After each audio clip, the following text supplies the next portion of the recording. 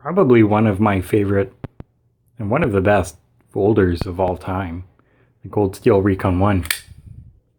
It's smooth, fast, strong, and reliable.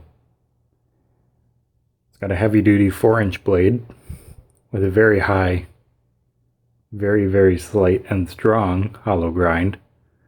As you can see, the clip of the blade starts pretty much halfway, so you have a very strong and piercing tip. It's got a nice ricasso area. It's got a constant sweep and belly to the edge there. This is the discontinued XHP formulation, made in Taiwan. It's got a reversible thumb stud. It still works left or right-handed, but if you prefer the bigger side of the thumb stud on the other side of the knife, you can switch it out. It's got some semi-jimping on top with the lock bar. The G10 was extremely, in the earlier days, was extremely grippy and was a pocket shredder for sure. It's not nearly as crazy strong or as aggressive, but it still definitely gets the job done, that you don't fear it slipping out of your hands. Been using this for over a week now, and the Recon 1 series is definitely one of my favorite groups of folding knives. So this sucker weighs 5.3 ounces.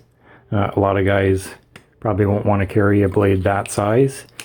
Maybe a 4-inch blade they can't carry for legality reasons, but over the years, as long as you have really good pants with really good pockets and a really nice belt to support that weight of your carry, then weight of pocket knives isn't an issue, and it fits under my 6-7 ounce pocket knife goal. So basically, if a knife is $110 or weighs less than that, I am fine with carrying it.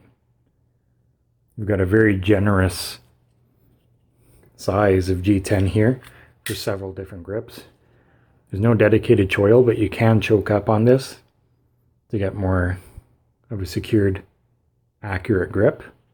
Here's the normal grip with the 2 finger scallops.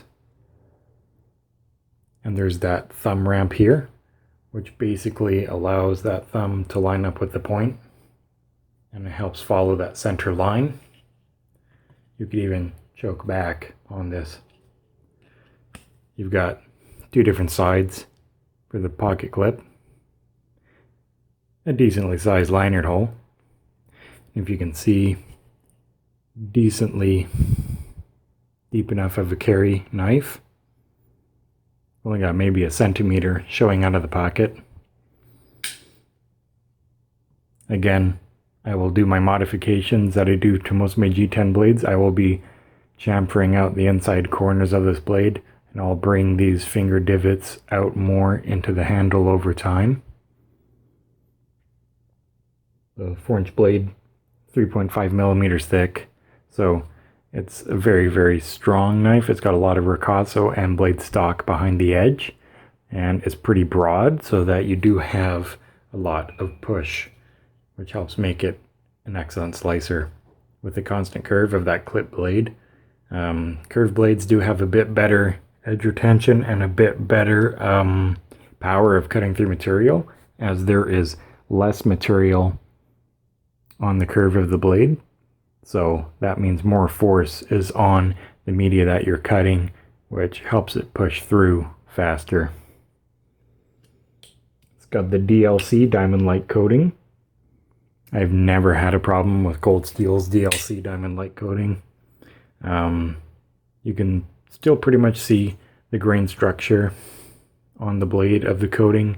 It's pretty shiny, and I've never had any major scratches or buffs or anything on the diamond light coating. It's super good stuff. Here's the Recon 1 compared to a Spyderco Max 2.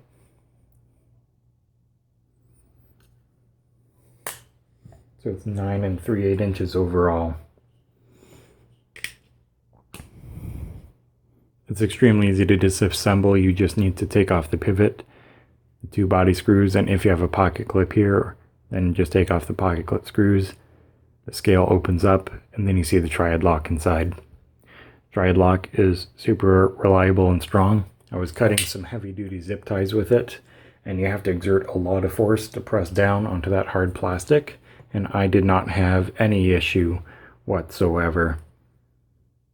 If there's is there anything in this knife I would change? Probably not. Maybe just probably I would add like an actual like little finger choil here, just so you could choke up a little bit more comfortably. Yeah, this is definitely one of the nicest folders ever made.